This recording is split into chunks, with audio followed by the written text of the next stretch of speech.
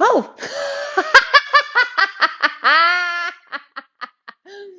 hello.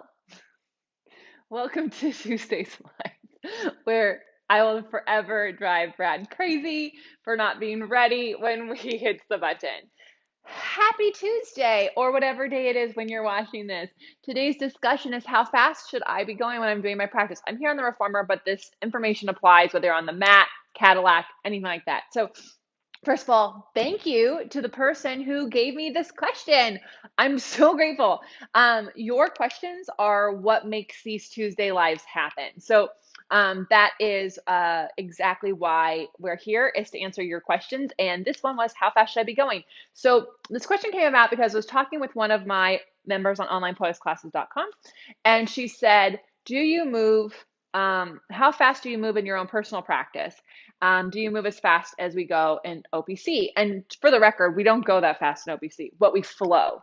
So there are 6 principles of Pilates. I'm not going to get into all of them, but one of them is flow. And what most people interpret that to be is flowing from one exercise to the next with a transition. But flow actually means to move.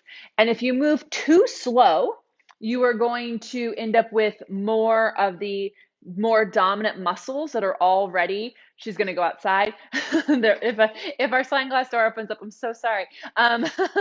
So the if you go too slow, your bigger muscles are going to take over because they have the endurance, whereas the smaller ones don't have it. So let me just demonstrate something for a second. So if I'm doing overhead, which may or may not apply to you, but you can see a little bit more dramatically. If I go too fast, I can't, I can hit my dog. If I go too fast, the carriage is going to bounce. Did you see that? When I go too fast with my arms, the carriage, the handle's actually going to fly off my hands and come back in. So we don't want to go too fast, but if I go too slow, I can't breathe. And oh, it's just really hard. So how fast should you be going? You're going to know if you're going too slow or too fast. You can try. You can go too fast and then too slow, and then you'll find a pace that the rhythm is just right for you. And you just don't want to ever, unless there is an actual hold in the exercise, you don't want to be holding anything because it's going to cause you to hold your breath. It's going to cause you to muscle through it. So there isn't a, what do you call those, Brad? The pace is, it's like there's a, huh? A cadence. There isn't like, here is a Pilates cadence. Or if you're in a spin class and they're like beats per minute, right? They pick a song that's like 70 beats per minute or 100 beats per minute. There isn't that for Pilates because each exercise has its own rhythm. But you can feel, if you're going too slow, you're going to be holding your breath. You're going to be over focused. You're going to be like tensing things. If you go too fast, you're going to feel like you're flying around. There is a Goldilocks moment where it feels probably still really hard, but more possible, and it's a little bit more fluid. You want to move with the spring. So something I can show you with coordination, right? So in coordination, if you go too fast, did you see that bounce? Bounce, right? That's too fast. If I go too slow, I mean, first of all, we can watch paint dry faster. So we want to move and have some fun as you go, and you want to stay in control. So you will have to figure out a pace for yourself where you're staying connected to your equipment. We did a class on OPC, on onlinepilatesclasses.com, where I had you focus on the handles connecting to your hand the entire time, right? And if you're going too slow and you muscle it, it'll come off. And if you go too fast, it'll bounce off.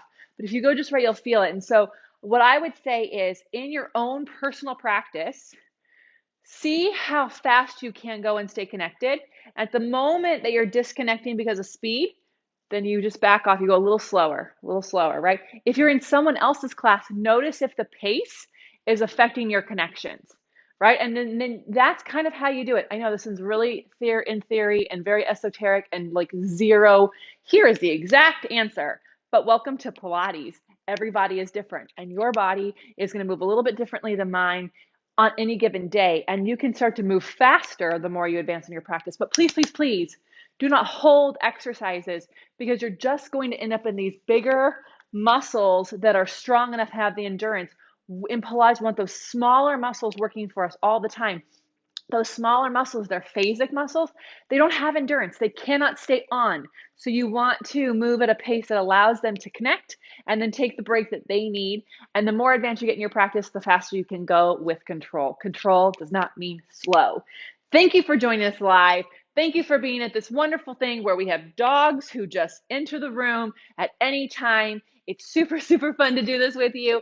Please keep those questions coming. Put them in the comments below. It helps us come up with videos for you every single Tuesday, and we will see you next time.